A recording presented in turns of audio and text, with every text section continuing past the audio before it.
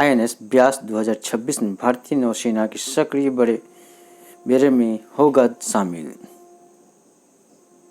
दिव्यांगजन सशक्तिकरण विभाग ने दृष्टिबाधितों के लिए मनाया विश्व व्हाइट केन दिवस। नाइजीरिया के लागोस में आईएनएस सुमेधा गिनी की खाड़ी में भारतीय नौसेना की तैनाती। समलैंगिक विवाह को मान्यता देने सुप्रीम कोर्ट का इनकार। स्पेशल मैरिज एक्ट में बदलाव करने का अधिकार संसद के पास। अंतर्राष्ट्रीय गरीबी उन्मूलन दिवस 17 अक्टूबर, लोगों को जागरूक करना इसका उद्देश्य। और भी खबरें हैं, देखते हैं आगे। आईएनएस ब्यास 2026 में भारतीय नौसेना के सक्रिय बेड़े में होगा शामिल। आईएनएस ब्यास के मिड लाइफ अपग्रेड और उसे पुनः सशक्त बनाने के लिए रक्षा मंत्रालय ने कोच्चि स्थित MS Cochin shipyard limited CSL के साथ 313.42 करोड़ रुपए की लागत का एक समझौता सोमवार 16 अक्टूबर को नई दिल्ली में किया। आईएनएस ब्यास ब्रह्मपुत्र श्रेणी का पहला युद्धपोत बनेगा जो भाप के स्थान पर डीजल से दोबारा संचालित होगा। रक्षा मंत्रालय के अनुसार इस अनुबंध के तहत आईएनएस ब्यास के मिड लाइफ अपग्रेड और उसे पुनः सशक्त बनाने का कार्य किया जाएगा।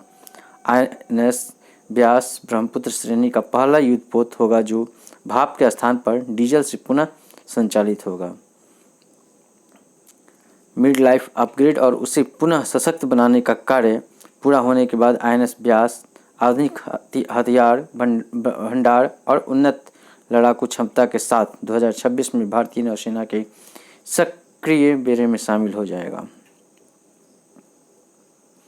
इस परियोजना में 50 से अधिक एमएसएमई शामिल होंगे और इसमें 3500 से अधिक लोगों को रोजगार मिलेगा। पोत को पुनः सशक्त बनाने की यह पहली परिवर्तनकारी परियोजना भारतीय नौसेना के रखरखाव संबंधी दर्शन और मेसर्स सीएसएल की मरम्मत क्षमता में एक महत्वपूर्ण प्रगति को दर्शाने वाली साबित होगी।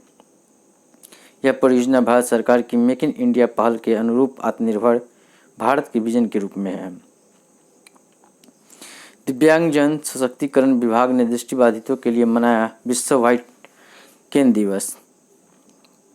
दृष्टिबाधित लोगों की उपलब्धियों का जश्न मनाने के लिए विश्व व्हाइट केन दिवस मनाया गया।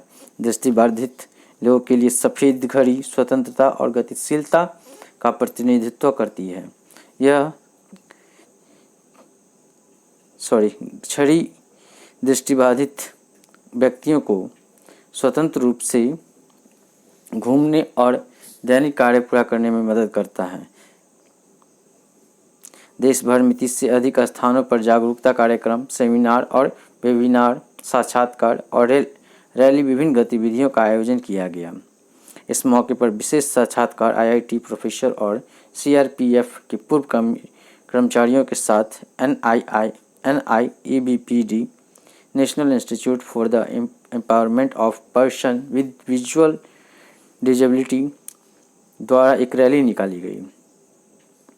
व्हाइट केन 15 अक्टूबर को मनाया गया व्हाइट केन डे। विश्व व्हाइट केन डे दिवस का इतिहास। विश्व व्हाइट केन दिवस पहली बार 1964 में मनाया गया था। 1964 में मनाया गया था। इसकी संस्थापना international federation of the blind IFB द्वारा किया गया था। इस दिन का उद्देश्य नेत्रहीनों और दृष्टिबाधितों के लिए गतिशीलता स्वास्थ्य के रूप में सफ़ेद छड़ी के उपयोग को बढ़ावा देना और दिव्यांग लोगों की ज़रूरतों के बारे में जागरूकता बढ़ाना है। सफ़ेद छड़ी जल्द ही दृष्टिबाधित लोगों के लिए एक लोकप्रिय गतिशीलता में बड़ी सहायक बन गई है और इसका उपयोग दुनिया भर में दिव्यांगों द्वारा किया जाने लगा है। विश्व व्हाइट केन दिवस का महत्व। दिव्यांग लोगों को अक्सर भेदभाव और हाशिए का सामना करना पड़ता है, लेकिन विश्व छड़ी दिवस समाज में उनके योगदान का जश्न मनाने और उनकी उपलब्धियों को पहचानने का दिन है। यह नेत्रहीनों और दृष्टिबाधितों की ज़रूरतों के बारे में जागरूकता बढ़ाता है।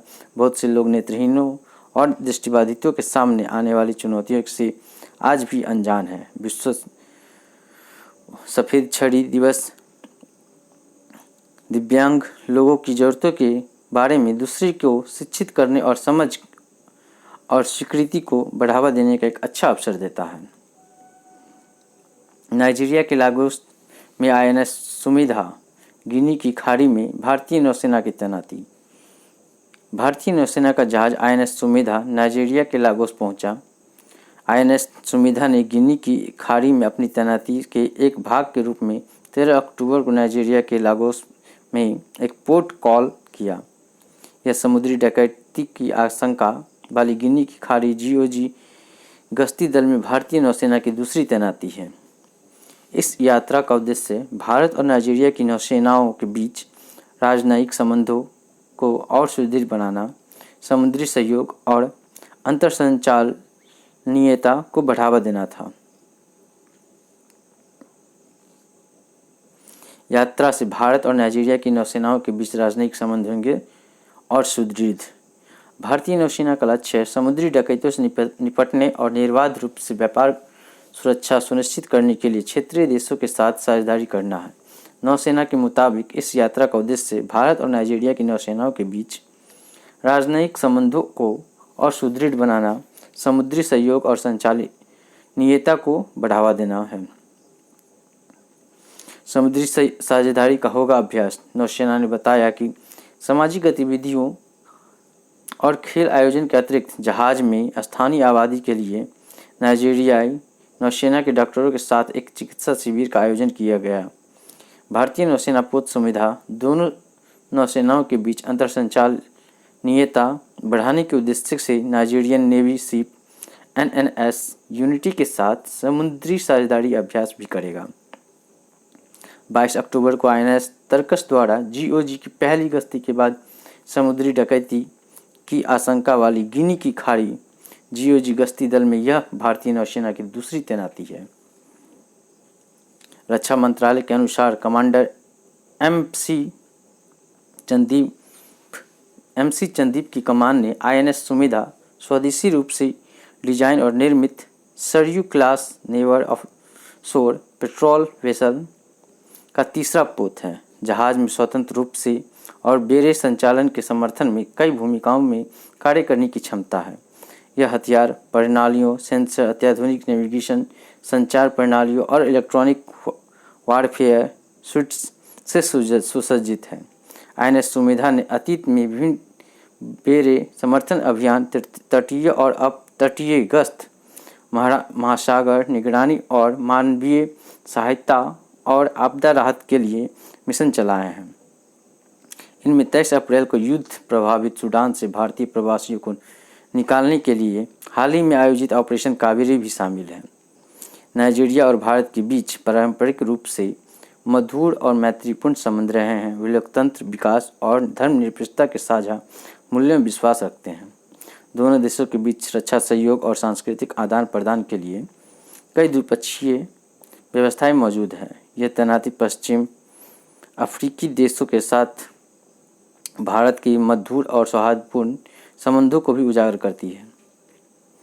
समलैंगिक विवाह को मान्यता देने से सुप्रीम कोर्ट का इनकार। स्पेशल मैरिज एक्ट में बदलाव करने का अधिकार संसद के पास है।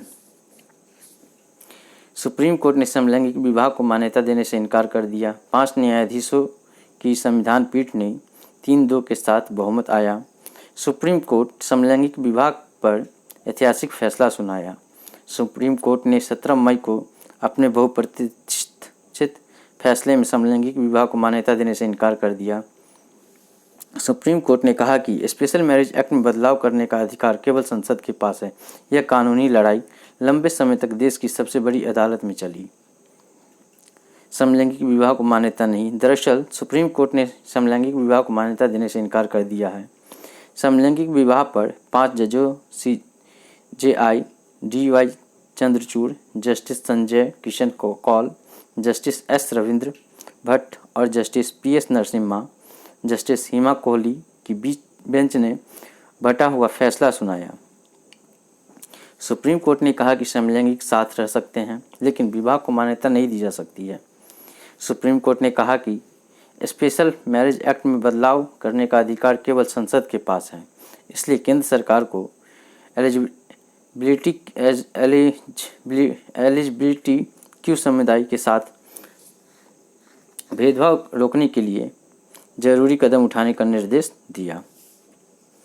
एक्ट में बदलाव करने का अधिकार संसद के पास। 5 न्यायाधीशों की संविधान पीठ ने 3-2 के साथ बहुमत आया। चीफ जस्टिस ने कहा कि ये कहना कि विवाह की संस्था स्थिर और अपरिवर्तनीय है सही नहीं है। विवाह की व्यवस्था में कानून के द्वारा बदलाव किया गया है।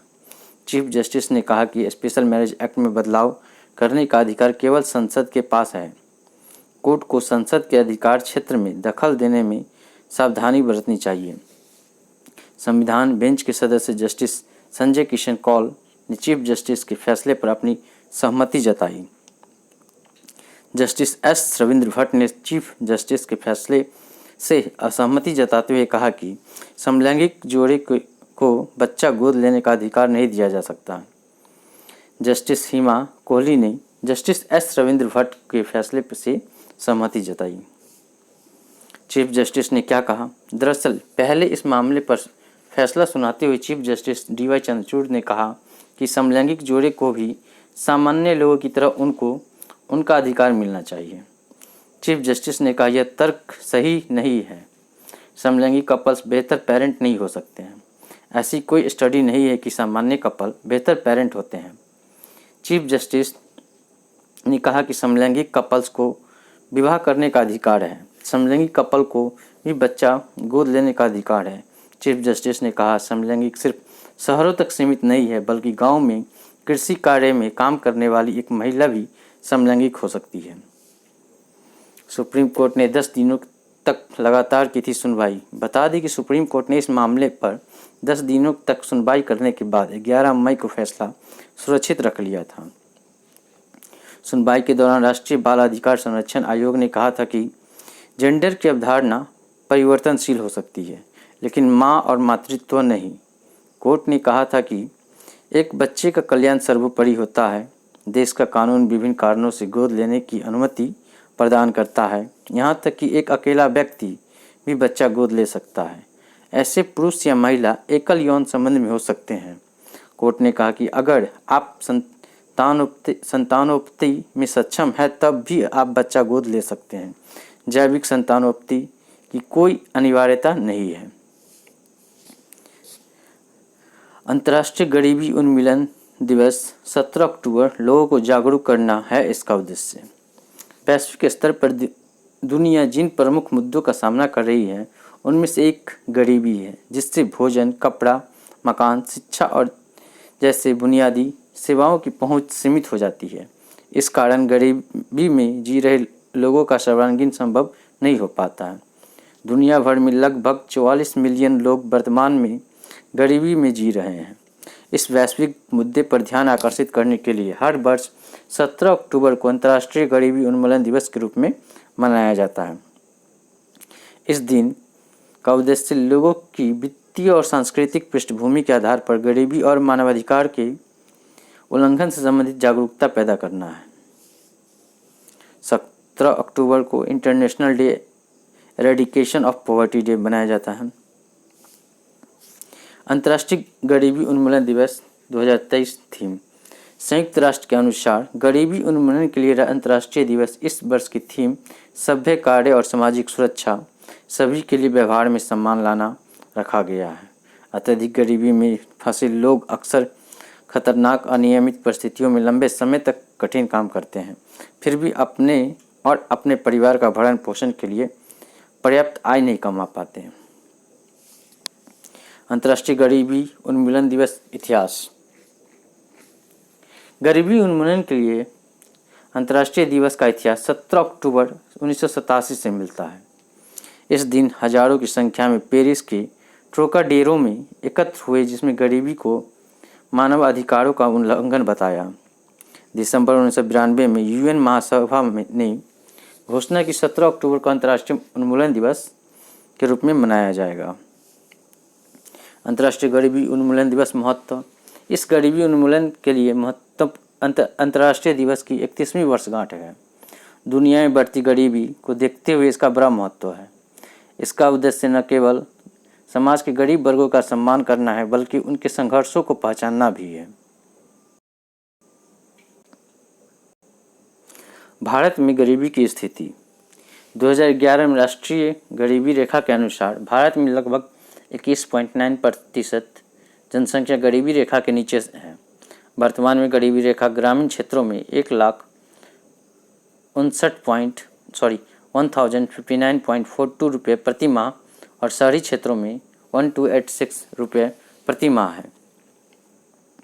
भारत में गरीबी का आकलन नीति आयोग की एक टास्क फोर्स द्वारा सांख्यिकी और कार्यक्रम कार्यान्वयन मंत्रालय के तहत राष्ट्रीय नमूना सर्वेक्षण कार्यालय द्वारा प्राप्त आंकड़ों के आधार पर गरीबी रेखा की गणना की जाती है। भारत में गरीबी उन्मूलन के लिए किए गए प्रमुख पहल: महात्मा गांधी राष्ट्रीय ग्रामीण रोजगार गारंटी अधिनियम मनरेगा 2005, राष्ट्रीय ग्रामीण एवं शहरी आजीविका मिशन, राष्ट्रीय शहरी आजीविका मिशन, प्रधानमंत्री कौशल विकास योजना, स्वर्ण जयंती शहरी रोजगार योजना, अंत्योदय अन्न योजना, प्रधानमंत्री जनधन योजना, प्रधानमंत्री किसान सम्मान निधि योजना। रेलवे कर्मचारियों को 78 दिन के वेतन के बराबर बोनस, केंद्र सरकार ने दिया दिवाली गिफ्ट। केंद्र सरकार ने रेलवे के 11 लाख से अधिक कर्मचारियों को 78 दिन के वेतन के बराबर उत्पादकता आधारित बोनस देने का फैसला किया है। प्रधानमंत्री नरेंद्र मोदी की अध्यक्षता में केंद्रीय मंत्रिमंडल ने बुधवार को यह मंजूरी दी। सूचना प्रसारण मंत्री अनुराग ठाकुर ने संवाददाताओं से कहा कि सभी पात्र अराजपत्रित रेलवे कर्मचारियों अर्थात track maintainer, loco pilot, train manager, guard को वित्तीय वर्ष 2022-23 के लिए 78 दिनों के वेतन के बराबर उत्पादकता से जुड़े बोनस पीएलबी को मंजूरी दे दी है। उन्होंने बताया कि स्टेशन मास्टर, सुपरवाइजर, तकनीशियन सहायक, पॉइंटमैन, मंत्रालयीन कर्मचारी और अन्य समूह सी कर्मचारी, आरपीएफ, आरपीएसएफ कर्मचारियों को छोड़कर मिलाकर 11,07,346 रेलवे कर्मचारियों को इसका लाभ मिलेगा। रेलवे कर्मचारियों को इस उत्कृष्ट प्रदर्शन को देखते हुए केंद्र सरकार ने 1968.87 करोड़ रुपए के बोनस भुगतान को मंजूरी दे दी। वर्ष 2022-23 में रेलवे ने 1509 मिलियन टन का रिकॉर्ड माल लोड किया और लगभग 6.5 बिलियन यात्रियों का परिवहन किया। ज्ञात हो कि वर्ष 2022-23 में रेलवे का प्रदर्शन बहुत अच्छा रहा। रेलवे ने 1509 मिलियन टन के रिकॉर्ड माल की ढुलाई की और लगभग 6.5 बिलियन यात्रियों को उनके गंतव्य तक पहुंचाया है। इस रिकॉर्ड प्रदर्शन में रेलवे में सरकार द्वारा रिकॉर्ड पूंजीगत व्यय किए जाने के कारण बुनियादी ढांचे में सुधार, प्रचलनों में दस्ता और बेहतर प्रौद्योगिकी कई कारकों ने योगदान दिया है। पीएलबी के भुगतान से रेलवे कर्मचारियों ने अपने प्रदर्शन को और बेहतर बनाने की दिशा में कार्य करने के लिए प्रेरणा मिलेगी। World food India 2023 Bharat Mandapam में 5 नवंबर तक भव्य आयोजन। दुनिया का सबसे लंबा मिलेट डोसा बनाएंगे 60 से 80 शेफ। 3 दिनों में आने वाले 75,000 आगंतुकों को नृत्य और संगीत प्रदर्शन सहित सांस्कृतिक कार्यक्रम का भी आनंद मिलेगा। नई दिल्ली में 3 से 5 नवंबर तक वर्ल्ड फूड इंडिया 2023 का दूसरा संस्करण आयोजित किया जा रहा है। पीएम मोदी 3 नवंबर को प्रगति मैदान के भारत मंडपम में कार्यक्रम का उद्घाटन करेंगे। राष्ट्रपति द्रौपदी मुर्मू 5 नवंबर को कार्यक्रम में समापन भाषण देंगी। वर्ल्ड फूड इंडिया के इस संस्करण में नीदरलैंड साझेदार देश होगा, जबकि जापान और वियतनाम फोकस देश हैं। कार्यक्रम का उद्देश्य वैश्विक हितधारकों से सहयोग और निवेश की अपेक्षा में भारतीय खाद्य प्रसंस्करण क्षेत्र को प्रदर्शित किया जा सके। इस कार्यक्रम को अंतर्राष्ट्रीय बाजार वर्ष 2023 की गतिविधियों के हिस्से के तौर पर आयोजित किया जा रहा है। इसमें बाजरा, जैविक उपज और स्वदेशी रूप से प्रसंस्कृत खाद्य पदार्थ कुछ फोकस वाले क्षेत्र होंगे। दुनिया का सबसे लंबा मिलेट डोसा बनाएंगे 60 से 80 शेफ। केंद्रीय खाद्य प्रसंस्करण उद्योग एवं जल शक्ति राज्य मंत्री प्रहलाद सिंह पटेल ने बुधवार को यह जानकारी दी।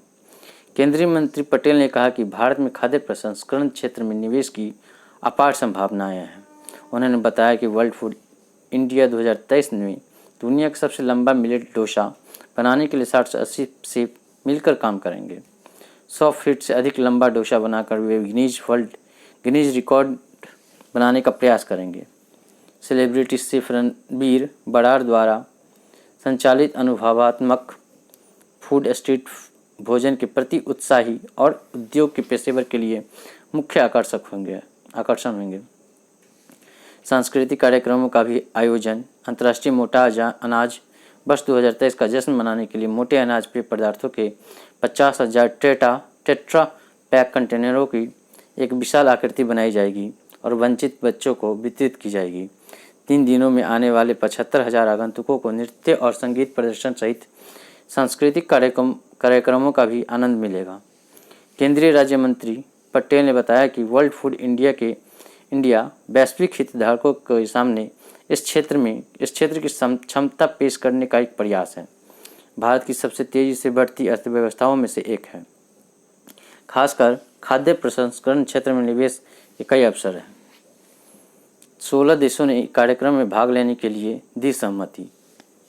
उन्होंने बताया कि कार्यक्रम सरकार के विभिन्न विभागों के आपसी सहयोग का एक अनूठा उदाहरण है। 11 केंद्रीय मंत्रालय व विभाग और उनसे जुड़े स्वायत्त निकाय इसमें भाग ले रहे हैं। अब तक 23 राज्य व केंद्र शासित प्रदेशों और 16 देशों के पर्यटकों ने इस कार्यक्रम में भाग लेने के लिए सहमति दे दी है और कार्यक्रम के शेष दिनों में एक और अधिक हितधारकों के इसमें शामिल होने की संभावना है। लगभग 1000 विदेशी खरीदारों के भाग लेने की संभावना है। केंद्रीय मंत्री ने इस आयोजन में व्यापक अंतर्राष्ट्रीय प्रतिनिधित्व के बारे में भी बताया। उन्होंने कहा कि कई देशों के लगभग 10 विदेशी मंत्री स्तरीय और आधिकारिक प्रतिनिधि मंडल इस आयोजन में भाग ले रहे हैं। इस आयोजन के हिस्से के रूप में वाणिज्य विभाग और उससे जुड़े कमोडिटी बोर्डों के सहयोग से एक रिवर्स वायर सेलर मीट का भी आयोजन किया जा रहा है। इसमें 75 से अधिक देशों के लगभग 1000 विदेशी खरीदारों के भाग लेने की संभावना है। कुल मिलाकर इस आयोजन में 900 से अधिक प्रदर्शकों के भाग लेने की संभावना है। राष्ट्रपति द्रौपदी मुर्मू की 3 दिवसीय यात्रा पर कृषि रोड मैप 2023 से 28 की करेंगी शुरुआत। राष्ट्रपति द्रौपदी मुर्मू आज बिहार की 3 दिन की यात्रा पर जा रही हैं। इस दौरान वे पटना में बिहार के चौथे कृषि रोड मैप 2023 से 28 की शुरुआत करेंगी। साथ ही 3 संस्थानों के दीक्षांत समारोह में भी शामिल होंगी। आज बिहार कृषि रोड मैप की करेंगी शुरुआत। राष्ट्रपति आज दोपहर पटना में एक कार्यक्रम में बिहार कृषि रोड मैप की शुरुआत करेंगी। इस रोड मैप के फायदे की बात करें तो यह राज्य में अगले 5 वर्षों के लिए बनाई गई कृषि के विकास की कार्य योजना से संबंधित है। बताना चाहेंगे कि इस कार्य योजना में कृषि और 11 अन्य संबंधित विभागों को शामिल किया गया है। कृषि रोड मैप में 1800 से अधिक किसान और जीविका दीदी। कृषि रोड मैप कार्यक्रम में 1800 से अधिक किसान और जीविका दीदी स्वयं सहायता समूह के 700 सदस्य हिस्सा लेंगे।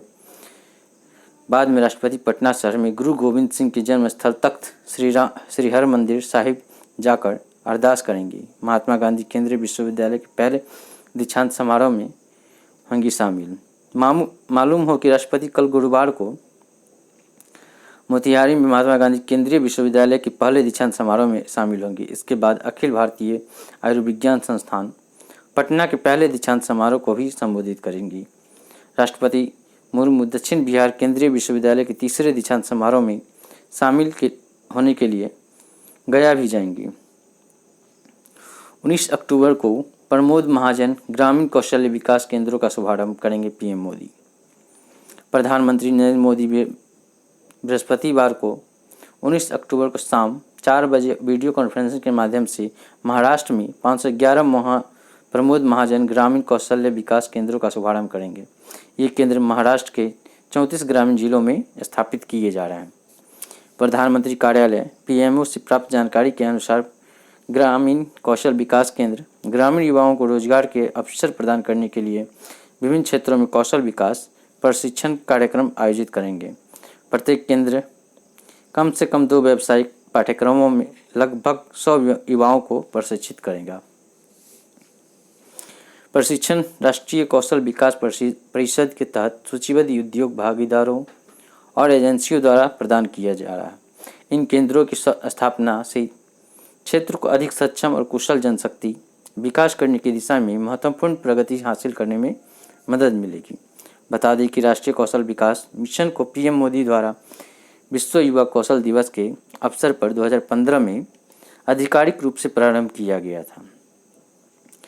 इस मिशन को कौशल प्रशिक्षण गतिविधियों के संदर्भ में क्षेत्रों और राज्यों में आगे बढ़ाने के लिए विकसित किया गया है। कुशल भारत के विजन को प्राप्त करने के लिए राष्ट्रीय कौशल विकास मिशन न केवल कौशल प्रयासों को एकीकृत और समन्वित करेगा, बल्कि गति और मानकों के साथ कौशलीकरण प्राप्त करने के लिए सभी क्षेत्रों में निर्णय लेने में तेजी लाएगा। मेरी माटी मेरा देश कैंपेन के तहत लगाए गए 2.33 लाख से अधिक शिलाफलकम।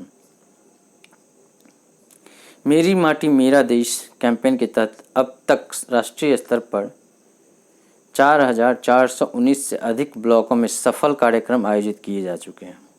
इसके साथ ही 36 राज्यों एवं केंद्र शासित प्रदेशों में 2.33 लाख से अधिक शिलाफलकम का निर्माण भी किया जा चुका है।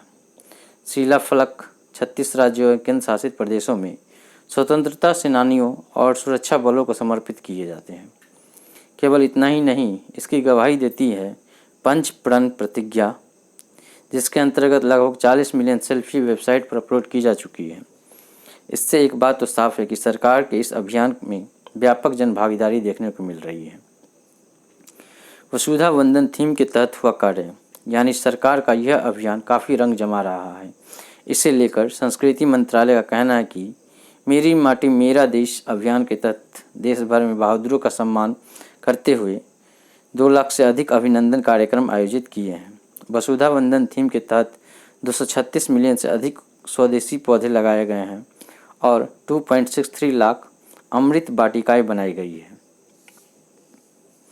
देश के हर घर तक पहुंचना पहल का लक्ष्य है। इस अखिल भारतीय आउटरीच पहल का लक्ष्य देश के हर घर तक पहुंचना है। एक महत्वपूर्ण सहयोगात्मक प्रयास में कई मंत्रालय, राज्य सरकारें, नेहरू युवा केंद्र संगठन, क्षेत्रीय सांस्कृतिक केंद्र, केंद्रीय सशस्त्र पुलिस बल, भारतीय डाक, माइटी और कोयला गाँव में हर घर से मिट्टी इकट्ठा करने के महत्वपूर्ण कार्य में सक्रिय रूप से लगे हुए हैं। किस लिए शुरू किया यह अभियान? उल्लेखनीय है कि राष्ट्रव्यापी अभियान मेरी माटी मेरा देश 9 अगस्त 2023 को उन साहसी व्यक्तियों को सम्मानित करने के लिए शुरू किया गया था जिन्हें वीर के नाम से जाना जाता है, जिन्होंने देश के लिए अपने जीवन का बलिदान दिया है।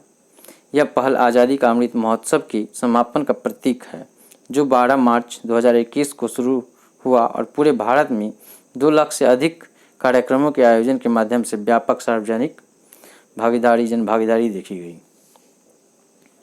देश भर में अमृत कलश यात्राओं के साथ अभियान अपने अंतिम चरण में कर रहा प्रवेश।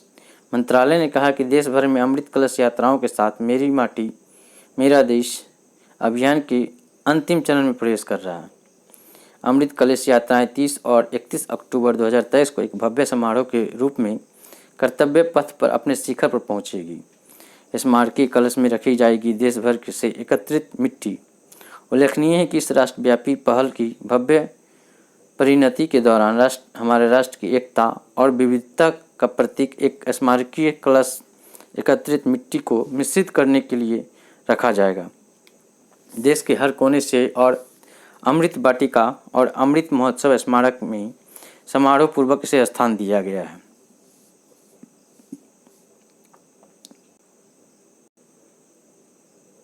आयुर्वेद डे 100 देशों में अंतर्राष्ट्रीय स्तर पर मनाया जाएगा आयुर्वेद दिवस। इस बार 11 नवंबर को आयुर्वेद दिवस दुनिया भर के लगभग 100 देशों में अंतर्राष्ट्रीय स्तर पर मनाया जाएगा। हर साल धन्वंतरी जयंती के अवसर पर आयुर्वेद दिवस मनाया जाता है। इस वर्ष 11 नवंबर को आयुर्वेद दिवस दुनिया भर के लगभग 100 देशों में अंतर्राष्ट्रीय स्तर पर मनाया जाएगा। वन हेल्थ के लिए आयुर्वेद की थीम पर आयुर्वेद दिवस का मनाया जाना एक वैश्विक कार्यक्रम होगा और इसे सफल बनाने के लिए आयुष मंत्रालय को देश के सभी मंत्रालयों का सहयोग मिलेगा। आयुष मंत्रालय ने आयुर्वेद दिवस के सफल आयोजन के लिए विभिन्न मंत्रालयों के साथ एक बैठक की। आयुष मंत्रालय के सचिव वैद्य राजेश कोटेचा ने बैठक की अध्यक्षता करते हुए कहा कि आयुर्वेद दिवस को पीएम मोदी के विजन के अनुरूप देश के सभी मंत्रालयों के परस्पर सहयोग और सहायता से एक राष्ट्रीय कार्यक्रम के रूप में आयोजित किया जाना चाहिए। 2016 से मनाया जा रहा यह आयुर्वेद दिवस भारत के बाद अब पूरी दुनिया ने आयुर्वेद की ताकत को माना है। ऐसे में आयुर्वेदों पर हो रहे अनुसंधान मौजूदा दौर में इसकी बढ़ती उपयोगिता पर मुहर लगा रहे हैं। आयुर्वेद जीवन का विज्ञान है जो प्रकृति के साथ और प्रकृति के करीब रहकर जीवन जीना सिखाता है। आयुर्वेद स्वास्थ्य जीवन का आधार है। 2016 से प्रतिवर्ष धन्वंतरि दिवस के दिन आयुर्वेद दिवस मनाया गया। 2016 से मनाया जा रहा आयुर्वेद दिवस भारत के बाद अब पूरी दुनिया ने आयुर्वेद की ताकत को माना। ऐसे में आयुर्वेदों पर हो रहे अनुसंधान मौजूदा दौर में इसकी बढ़ती उपयोगिता पर मुहर लगा रहे हैं। आयुर्वेद जीवन का विज्ञान है जो प्रकृति के साथ और प्रकृति के करीब रहकर जीवन जीना सिखाता है। आयुर्वेद स्वास्थ्य जीवन का आधार है। 2016 से प्रतिवर्ष धन्वंतरि दिवस के दिन आयुर्वेद दिवस मनाया जाता है। आयुर्वेद दिवस को एक वैश्विक उत्सव बनाना। बैठक में विभिन्न मंत्रालयों के प्रतिनिधि अधिकारियों ने आयुर्वेद दिवस को बेहद सफल बनाने के लिए आयुष मंत्रालय के साथ अपने विचार साझा किए।